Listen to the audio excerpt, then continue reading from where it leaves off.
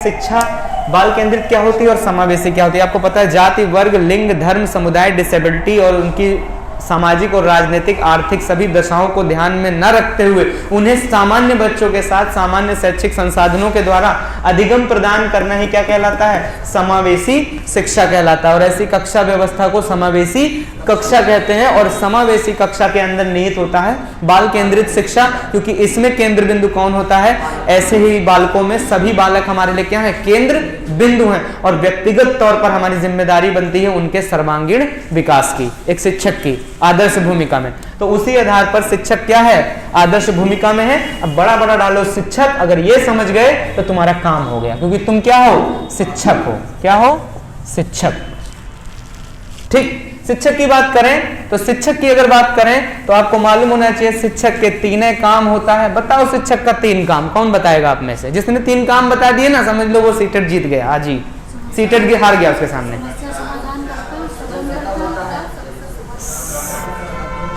शिक्षक के 3 काम बताओ, शिक्षक के 3 नाम ना बताओ।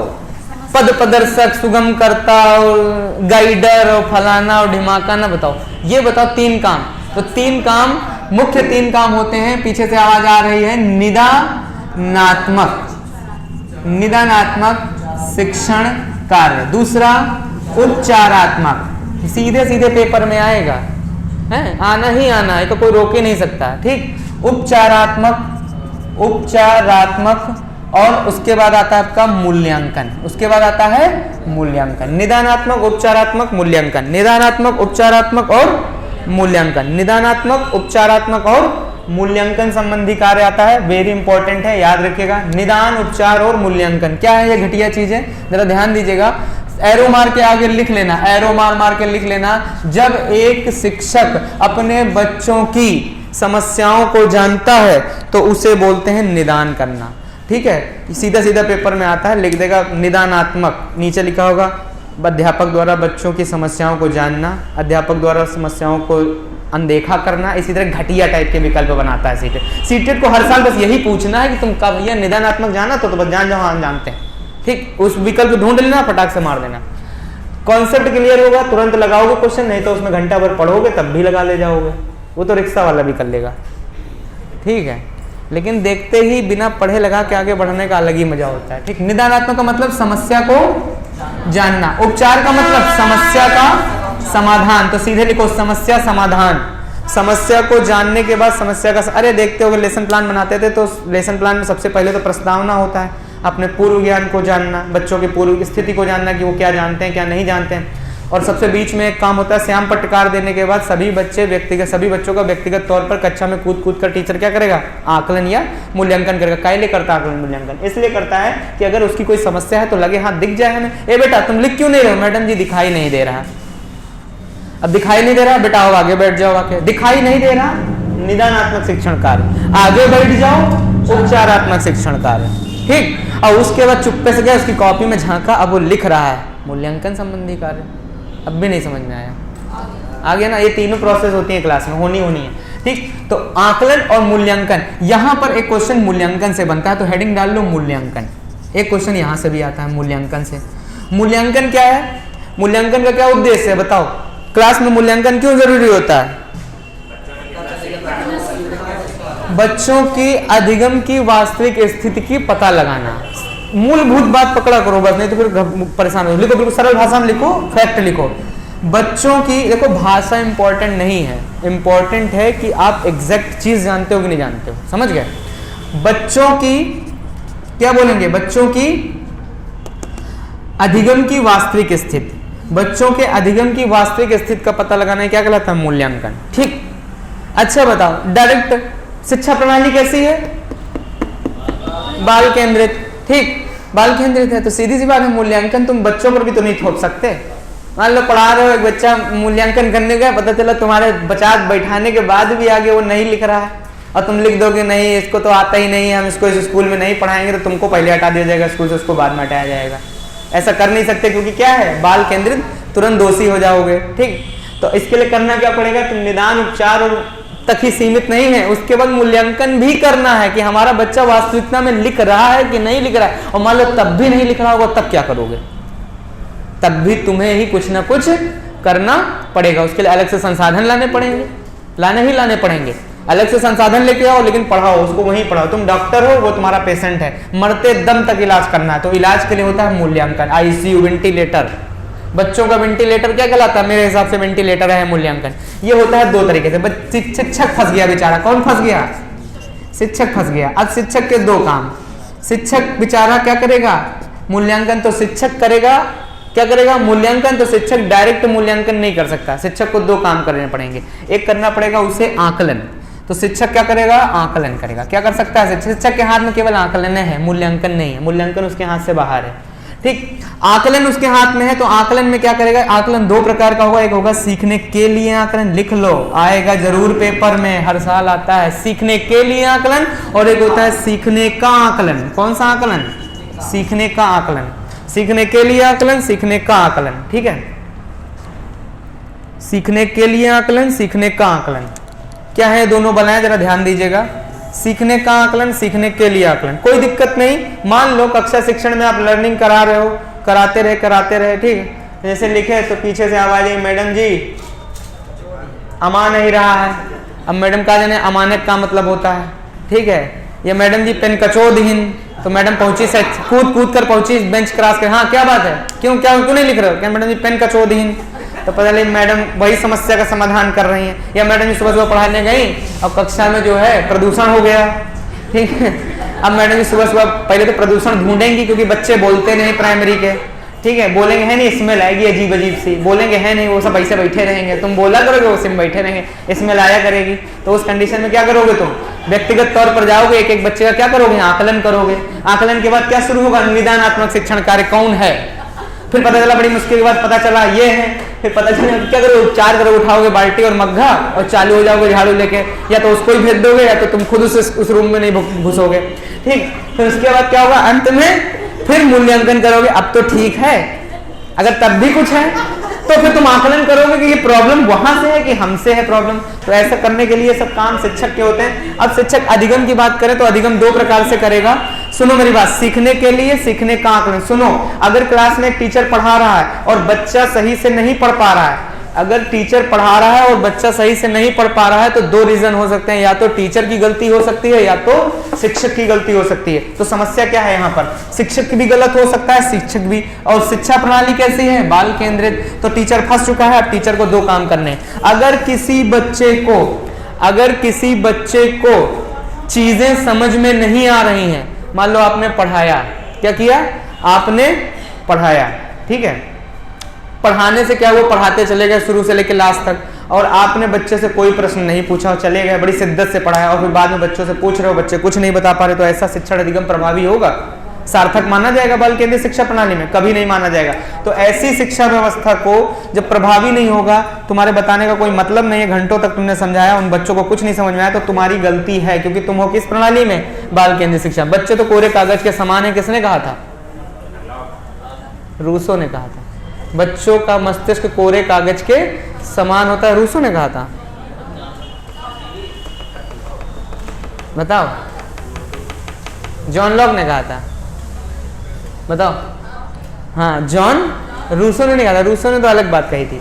रूसो ने कहा था कि एक शिक्षक को अपने बच्चों का अध्ययन अधोपांत करना चाहिए, ठीक है। असली बात तो रूसो ने कही थी, ठीक है, और उससे असली बात कही थी जॉन लॉक ने। बच्चा हमारा बिल्कुल सफेद पेपर है, ठीक, और हमें उसकी लर्निंग करनी है। तो ये जो असेसमेंट हो रहा है, ये रूसो की बात पे हो रहा है। एक टीचर को अपने बच्चों का अध्ययन अधोपांत भी करना चाहिए। नहीं, लर्निंग हो रही हो, लर्निंग खत्म हो जाए तब भी करो, लर्निंग से पहले करो, लर्निंग के दौरान भी करो। जो लर्निंग से दौरान की बात कर रहा है वही है सतत,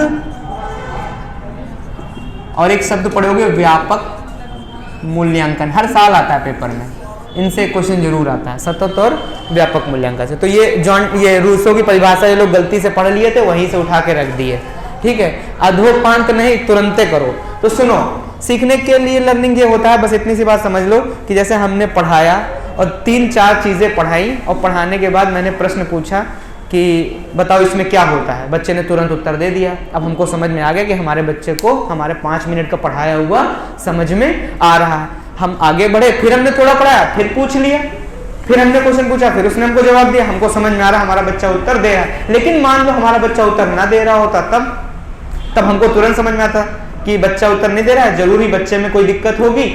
और केवल बच्चे में तो दिक्कत हो नहीं सकती, हम बच्चे को तो दोषी ठहरा ही नहीं सकते, हम हैं बाल केंद्रीय शिक्षा प्रणाली में, तो पहले हमें अपने आप को चेक करना पड़ेगा। तो हम पहले अपने टीचिंग मेथड को ही क्यों ना बदल के देख लें। हो सकता है हम बच्चे को का से कौआ पढ़ा रहे हैं, बच्चे को क्या लेना के से और क्या लेना कौआ से, क्या लेना का से और क्या लेना कौआ से, ना उसने देखा है, ना उसने समझा है, ना उसने जाना है। तो क्यों ना हम बच्चों को पहले का से कौआ एनिमल दिखा दें, हम अपनी शिक्षण विधि को बदल दें। अगले दिन भाई हम का से कौआ कर रहे थे, वो उत्तर नहीं दे पा रहा था, लेकिन हमने एक दिन उसको प्लास्टिक का कौआ दिखा दिया, शेर दिखा दिया, चीता दिखा दिया, अब अगले दिन जब उससे उत्तर पूछ रहे हैं तो फटाक से उत्तर दे रहा है। तो क्यों ना हमने अपनी मेथड में चेंज करें। तो इसीलिए शिक्षक को पढ़ाते समय वो बार बार अगर किसी से पूछता है, प्रश्न आ जाएगा कि शीला अपनी कक्षा शिक्षण के दौरान बच्चों से बार बार प्रश्न करती है, ऐसा वो कर रही है, सीखने के लिए आकलन, सीखने का आकलन, सीखने के रूप में आकलन, सीखने के लिए आकलन। तो क्या करोगे? सीखने के लिए आकलन।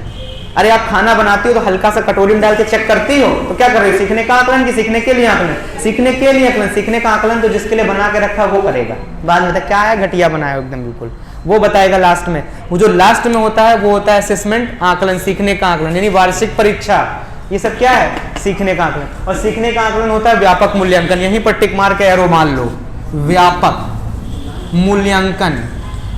सीखने का आकलन जो परीक्षा के अंतिम में होता है, ठीक है, परीक्षा के अंतिम में होने वाला मूल्यांकन ही क्या कहलाता है? व्यापक मूल्यांकन। और परीक्षा के समय तो ऑन द स्पॉट करने वाला आकलन जो कहलाता है उसे कहते हैं सतत आकलन, सतत मूल्यांकन या आकलन, सतत मूल्यांकन या आकलन। समझ गए? सतत मूल्यांकन क्या होता है? सतत मूल्यांकन वो होता है जो कक्षा शिक्षण के दौरान होता है, यदि कोई बच्चे को असुविधा हो रही है तो तत्काल प्रभाव से उसको हटाया जा सके, ठीक है। और सबसे पहले बाल केंद्रीय शिक्षा प्रणाली, इसलिए टीचर बच्चों पर दोष ना देके सबसे पहले अपनी टीचिंग मेथड को बदलेगा, अपने शिक्षण सूत्र को बदलेगा, अपनी प्रक्रियाओं को बदल डालेगा। समझ गए? और अगर व्यापक मूल्यांकन की बात करें तो व्यापक मूल्यांकन में क्या होता है? जो असेसमेंट होता है, जो उसने साल भर पढ़ाया बच्चों को, जो भी उसने किया। और सुनो, व्यापक मूल्यांकन का एक और मतलब होता है, व्यापक मूल्यांकन और सतत मूल्यांकन से एक काम होता है। सतत मूल्यांकन से हम पोर्टफोलियो बनाते हैं, सीधा पेपर में क्वेश्चन आता है पोर्टफोलियो। सतत मूल्यांकन से सीधा पोर्टफोलियो बनता है, पोर्टफोलियो। सतत मूल्यांकन से सीधा पोर्टफोलियो बनता है, पोर्टफोलियो। सीटेट सतत सीधे पूछेगा पोर्टफोलियो होता है, तो पोर्टफोलियो वो रिकॉर्ड होता है जिसमें हम बच्चों की स्ट्रेंथ, वीकनेस, ठीक, उसके औपचारिक मूल्य, उसके नैतिक मूल्य और उसकी हम अचीवमेंट्स, उसकी प्रतिभा, उसके अंदर कोई स्किल अगर मान लो अंदर जनरेट है, उसके बारे में हम लोग जानकारी लेते हैं। किसके अंदर? पोर्टफोलियो के अंदर। एक होता है एनेक्टोडल, एनेक्टोडल, दोनों ही पूछे जा रहे हैं बैक टू बैक। एक होता है एनेक्टोडल और एक होता है पोर्टफोलियो। एनेक्टोडल का मतलब होता है, सिर्फ इतना मतलब होता है एनेक्टोडल का कि एनेक्टोडल में हम बच्चों का व्यवहारिक नॉलेज रखते हैं कि एक बच्चा क्लास में कितना व्यवहारिक है। व्यवहार मतलब समझते हो? मतलब खाना टाइम पे सबके साथ बैठ के खाता है कि अलग बैठ के खाता है, कि किसी से मतलब रखता है कि नहीं रखता है, समूह में रहता है कि एकांतवास में बैठता है। समझ गए? मतलब किस तरह उसका ड्रेसिंग सेंस कैसा है, उसका बात करने का तरीका कैसा है, ऐसे रिकॉर्ड्स जो होते हैं वो हम किस में रखते हैं? एनेक्टोडल में रखते हैं। किस में रखते हैं? एनेक्टोडल। और पोर्टफोलियो में हम क्या रखते हैं? बच्चे की स्ट्रेंथ और वीकनेस रखते हैं। एनेक्टोडल में बच्चों का व्यवहारिक ज्ञान रखा जाता है। व्यवहार मतलब क्लास में टाइम टेबल पर उसने अपना खाना फिनिश किया कि नहीं किया। अगर आप केंद्रीय विद्यालय की मार्कशीट देखोगे तो उसमें नीचे एनेक्टोडल रहता है, पूरा लिखा रहता है, बच्चे का क्लास में व्यवहार अच्छा है कि नहीं है, फलाना। अब तो सब जगह हो गया है, ये सब जगह हो गया, वो यही है एनेक्टोडल, ऐसे लिखा जाता है, ठीक। पोर्टफोलियो वो रिकॉर्ड होता है जो क्लास में होता है और टीचर अपने ले रखता है व्यक्तिगत तौर पर कि यार इस बच्चे को मैथ बढ़िया आती है, इसको हिंदी बढ़िया आती है, ये पढ़ने में बहुत अच्छा है, इसकी राइटिंग बहुत अच्छी है, इसके अंदर ये बोलने का प्रतिभा बढ़िया है, इसके अंदर खेलने की प्रतिभा बढ़िया है। सबकी प्रतिभा, स्ट्रेंथ और वीकनेस का रिकॉर्ड जो रखा जाता है क्लास में, वो पोर्टफोलियो में रखा। समझ गए? सतत और व्यापक मूल्यांकन समझ गए? सतत मूल्यांकन कक्षा शिक्षण के दौरान होता है, व्यापक मूल्यांकन सभी पक्षों का होता है। बाल विकास के जितने भी पक्ष होते हैं लिख लो, बाल विकास के सभी पक्षों का मूल्यांकन, भावात्मक, सामाजिक, नैतिक, संज्ञानात्मक, जो भी पढ़ाया है सबका मूल्यांकन कहाँ होता है? व्यापक मूल्यांकन के अंतर्गत होता है, ठीक है। इतनी बात लिख ली हो तो आगे बढ़ो, ठीक। और जहां शिक्षक लिखे हो वहां इनका भैया नाम दे दो, सुगमकर्ता, पथ प्रदर्शक, मार्गदर्शक, फलाना ढिमाका, सब लिख डालो। सुगमकर्ता पूछ लेगा, बाल केंद्रीय शिक्षा प्रणाली में अध्यापक होता है, सुगमकर्ता लिखा होगा बड़ा बड़ा, ठीक है, फैसिलेटर जो सुविधा प्रदान करता है, समझ गए, समावेशी शिक्षा समझ गए, बाल केंद्रित शिक्षा समझ गए, टीचर का रोल समझ गए, आकलन समझ गए, सतत और व्यापक। एक एक क्वेश्चन हर एक टॉपिक से बनते हैं, अलग अलग हैं, लेकिन हम सबको एक घुसेड़े दे रहे हैं, इसलिए कि आपका सीधा सीधा निचोड़ निकले, क्रीम निकले, बस। और क्या मतलब हमको 10 लीटर दूध लेके तुम जाओ उबालो, जाके उबाल के तुम बनाओ मक्खन, तो डायरेक्ट दे रहे हैं, क्या दिक्कत है? डायरेक्ट सही है कि उबाल के निकालें बैठ के, इतना समय भी नहीं कि उबाल के निकालें। और क्रीम पढ़ के जाओ, सीधे पेपर लगाओ, 30 क्वेश्चन लगाओ, आगे बढ़ो, आगे बढ़ो। हेडिंग डालो, हेडिंग डालो, लैंगिक पूर्वाग्रह। सीधे आता है क्वेश्चन यहाँ से, लैंगिक पूर्वाग्रह कुछ नहीं है, 3 टाइप की होती है, एक होता है रूढ़िवादिता, एक होता है पक्षपात और एक होता है भेदभाव। सुनो, लिंग, सबसे पहले तो लिंग लिखो। लिंग का मतलब होता है, 2 तरीके से आया है ये क्वेश्चन, कभी कभी पूछा जाता है लिंग है जैविक संरचना या सामाजिक संरचना, अक्सर आता है क्वेश्चन पेपर में जैविक संरचना, तो हमेशा जब भी लिंग लिखा हो तो आप बताइएगा सामाजिक संरचना, सामाजिक लिख लो। हाँ, बैटरी खत्म हो गई, रुक जाते कब बदल ली, फोन बदल ली, बैटरी खत्म, हाँ बैटरी। चलो ठीक है, बस हम भी क्लास बंद कर रहे हैं, कल फिर चलाएंगे क्लास आगे। नहीं 3-4 दिन तो पढ़ाएंगे ही, तो रोक देंगे, अब हो गया ना ओवर। चलो ठीक, ये चीज समझ लीजिए, फिर इसको आगे हम आगे क्लियर कर देंगे, ठीक। सामाजिक संरचना, सामाजिक संरचना की बात करें, जब भी कभी लिंग लिखा हो या जेंडर लिखा हो इंग्लिश में, जेंडर, ये हमारे समाज ने बताया है, बनाया है, ठीक है, कि कौन स्त्री है, कौन पुरुष है, किसको क्या काम करना चाहिए, किसको क्या काम नहीं करना चाहिए, ठीक, ये हम लोगों ने बनाया है। रूढ़िवादी, आज भी हरियाणा में चले जाइए, लड़कियों का वहां पर लिंगानुपात बहुत कम है, क्योंकि वहां पर पुरुष को ही प्रधान बनाया जा रहा है। और वास्तविकता बताए, हमारे पुराणों में भी यही लिखा कि पुरुष ही सदैव क्या था, प्रधान था। पुराण हमारे कहते हैं पुरुष क्या था, प्रधान था। भाई सही बात है, बिंदी कौन लगाता है, पुरुष। चूड़ी कौन पहनता है, पुरुष। टिकुली कौन लगाता है, पुरुष। क्रीम कौन लगाता है, पुरुष। चूड़ी कौन, बाल कौन बढ़ा के चोटी बनाता है, पुरुष। समझ गए। मंगलसूत्र कौन पहनता है, बिछिया कौन पहनता है, अंगूठी कौन पहनता है, पुरुष। पुरुष केवल एक पहनता है, महिलाएं 5-5 पहनती हैं। शादी बारात में देखना, सबके 5-5 चढ़ी होंगी, और अपनी मुंह दिखाई वाली भी चढ़ी होगी, ठीक है ना, 5-5 6-6। तो ये सब जितना, अच्छा करवा चौथ कौन रहता है, पुरुष एक्सेप्शनल है, अब रहने लगे हैं, बदलाव आ रहा है, ठीक है। महिला सशक्तिकरण हो रहा है, इतना सशक्तिकरण हो गया कि महिलाएं कम, पुरुष ज्यादा रहने लगे हैं, ठीक है, ठीक है। दूसरा, हरछट कौन रहता है, पुरुष। सखट कौन रहता है, पुरुष। सब महिला, सारी जिम्मेदारी क्या महिला की ही है, पुरुष की कोई जिम्मेदारी नहीं। ये हमारे पुरातन जमाने से चला आया। इसी को दूर करने के लिए एक क्वेश्चन हर साल सीटेट पूछता है कि हम जिस टीचर को भर्ती करने जा रहे हैं, कहीं ये लैंगिक पूर्वाग्रह से ग्रसित तो नहीं है, कि पता चला ये एक जेंडर पर ज्यादा ध्यान देता हो, पता चला बाल केंद्रित शिक्षा प्रणाली धरी रह जाए हमारे, वहां तो बालक भी होंगे, बालिका भी होगी। तो बस इस बात को जानने के लिए एक प्यारा सा क्वेश्चन देता है। क्वेश्चन का उत्तर सिर्फ इतना होगा, लिंग क्या है, एक सामाजिक संरचना है। लेकिन अगर यहीं पर अभी आपसे सेक्स की बात करें, तब ये डिटरमाइंड होगा किसमें, बायोलॉजिकल स्ट्रक्चर में, ठीक है। तभी हो जाएगा कौन सी, बायोलॉजी, जैविक संरचना हो जाएगी, ठीक है। तो ये क्वेश्चन आया है सीटेट में, और हो सकता है दोबारा फिर आ जाए, नहीं हो सकता टेट में आपको मिल जाए जाके। टेट में भी एक बार आ चुका है जूनियर में, ठीक है। तो याद रखिएगा इतनी बात को। उसके बाद क्वेश्चन क्या आएगा, तो क्वेश्चन में मैं आपको उत्तर और सार बताता हूं सीधे सीधे। सार क्या है, सार ये है, मॉरल ऑफ स्टोरी ये है, जब भी ऐसा क्वेश्चन आएगा 2 चीजें होंगी, याद रखना। एक तो होगा रूढ़िवादिता, रूढ़िवादिता यानी इसको परंपरा भी कह सकते हैं। क्या बोल सकते हैं, परंपरा, रूढ़िवादिता या परंपरा, ठीक है। दूसरा होगा पक्षपात, पक्षपात अलग चीज हो जाती है, रूढ़िवादिता अलग चीज। और एक तीसरा होगा समता। तो 3 कैटेगरी में क्वेश्चन बनेंगे, ये आते नहीं है, हमने बनाए हैं आपके लिए 3 क्वेश्चन, ठीक है। 3 कैटेगरी में बनेंगे। तो जैसे समता वाला जो होगा, ये आप हमेशा याद रखिएगा, आपको यही वाला बता रहा हूं, फालतू में सर्च करने की जरूरत नहीं है। समता का मतलब ये होगा कि विकल्प आएगा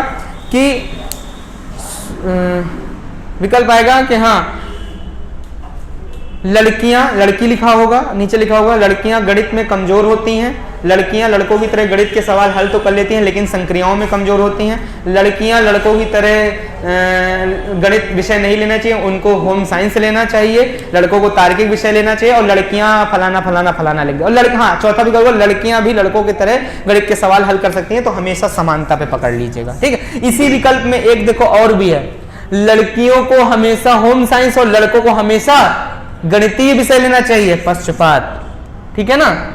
भेद कर रहा है ना कि तुम ये लो तुम ये लो, ठीक। लेकिन लड़कियां कभी भी गणित के सवाल हल नहीं कर सकती। दैट इज विचारधारा, दैट इज परंपरा, और परंपरा को कहते हैं रूढ़िवादिता। समझ गए?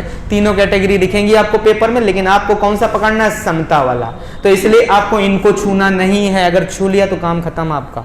छूएंगे कौन सा? वो जिसमें समानता की बात करेगा, लड़का और लड़की दोनों को समान बताने की बात करेगा, बस वही टिक मार दीजिएगा। ठीक है, आज के लिए इतना ही। अभी आगे और भी है, टू बी कंटिन्यूटेड। ठीक है, कल आपकी क्लास होगी, उसमें भी ताबड़तोड़ खींचेंगे। उसके बाद फिर आपका भी जीन पियाजे लेवाइगॉट्स की त्रितंत्र सिद्धांत, समूह कारक सिद्धांत, विशिष्ट कारक सिद्धांत, जिनसे क्वेश्चन बहुबुद्धि सिद्धांत, समूह कारक सिद्धांत से जरूर क्वेश्चन आएगा। याद रखना, समूह कारक सिद्धांत के 7 चरण बताए थे। किसने बताया था? क्या नाम था उसका? थर्स्टन नाम था? किल्फर्म कि स्टेनबर्ग नाम था?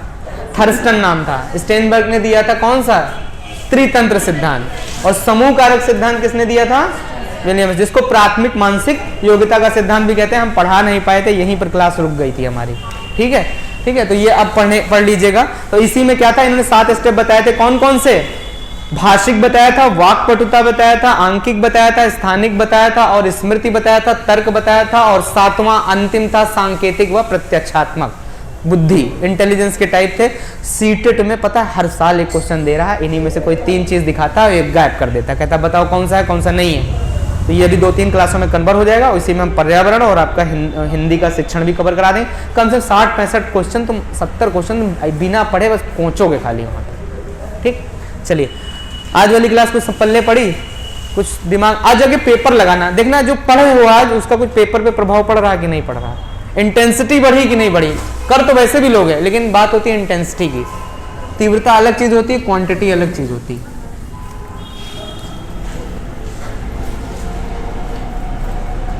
चलिए मैथ और मैथ का शिक्षण भी पढ़ लीजिएगा। ठीक है, आज मैथ का शिक्षण पढ़ाया जाएगा। और ये जो 2-4 क्लासें हैं पढ़ लीजिए, सीटेट में बहुत लाभ मिलेगा आपको।